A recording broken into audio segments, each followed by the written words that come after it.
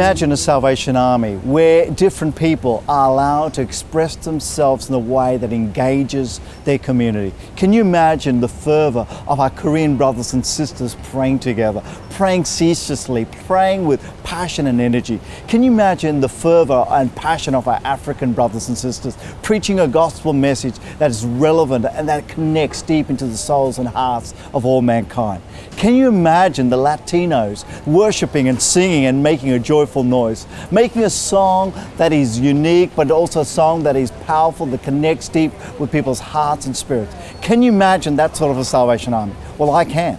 I can imagine a Salvation Army that gathers people from all parts of the world, a Salvation Army that allows the very best of each of our different national groups to come together to flavor the way we do ministry, to flavor the way in which we engage in the world we live in. Well, you see, that was the same passion of William Booth. William Booth spoke about winning the world for Jesus. He spoke about a Salvation Army that reached into every part of the globe, that reached out with a fervor and a fire of the Holy Spirit, that wasn't settled, wasn't comfortable to stay where we were, but to move beyond the bounds of our own four walls, to reach out and speak to people about who Jesus is.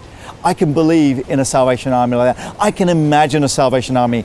You see, when Jesus in the Great Commission said, "All authority in heaven and earth has been given to you and I to be my disciples in all the ends of the earth, in Jerusalem, in Judea, and to the ends of the earth," I believe that Great Commission is a commission that really richly resonates with my spirit, and I trust it resonates with your spirit. I believe it's a commission of the church today. The church needs to reach out and be Christ to all people of all nations, to not just to make them followers of Christ, but to help them grow in understanding of who they are made to be.